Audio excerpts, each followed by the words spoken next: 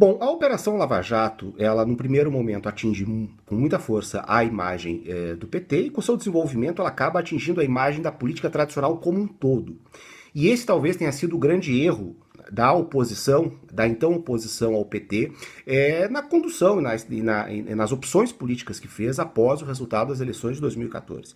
Apostaram nesse processo, flertaram com o mundo, que era esse mundo do Partido da Lava Jato, que era um mundo que os excluía.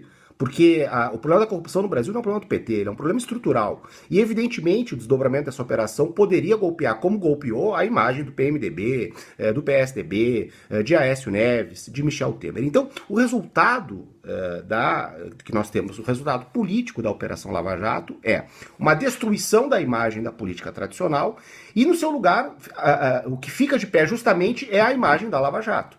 De forma que sobram no país dois polos dinâmicos na política, né? Ou seja, o que é um polo dinâmico? Que tem uma narrativa, que tem um sentido político, que tem apoiadores, que é de um lado o lulismo, que os seus efeitos são muito fortes ainda como resultado das transformações que o governo Lula fez no país. Então o lulismo é algo que para de pé, tem seus eleitores, tem seu significado, tem potencial de mobilização, como mostrou nas eleições, e de outro lado isso que a gente chama que é o Partido da Lava Jato, que é um partido virtual, que é um imenso mosaico de diversas correntes de opinião, tendencialmente a maioria delas conservadoras, que se unificam num discurso genérico contra a política e contra a corrupção e contra o PT.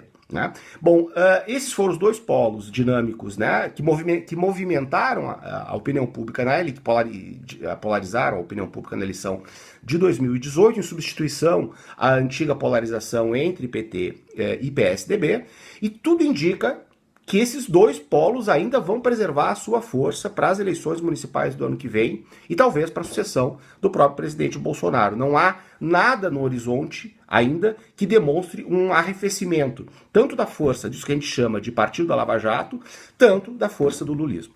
Em dezembro de 2015, Geraldo Alckmin tinha 14% e Jair Bolsonaro 5% das intenções de voto estimuladas, segundo o Datafolha.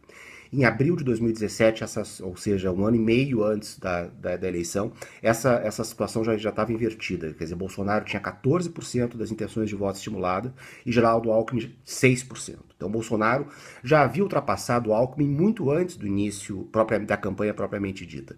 E por que isso aconteceu? Isso aconteceu porque a cada episódio dos telejornais noturnos mostrando notícias envolvendo escândalos e denúncias contra políticos, a cada episódio desse o Bolsonaro crescia. A cada episódio desse o Bolsonaro se consolidava. Porque a vitória do Bolsonaro ela é fundamentalmente, estruturalmente resultado dessa desmoralização aguda da classe política, dessa crise muito profunda de imagem da política como um todo. Então o Bolsonaro ele se tornou isso, o candidato da antipolítica, o candidato daquilo que a gente chama o Partido da Lava Jato. A facada, evidentemente, ela beneficiou o Bolsonaro. Eleitoralmente ela beneficiou, ninguém pode desconhecer isso. Beneficiou, primeiro, porque fez com que a campanha de desconstrução que existia contra ele, ela tivesse que, enfim, ela teve que ser contida pelos outros, pelos seus adversários, gerou algum nível de comoção, permitiu a Bolsonaro uma exposição na mídia espontânea, nos telejornais, pela cobertura natural relativa a esse evento, muito privilegiada, muito maior que a dos seus adversários.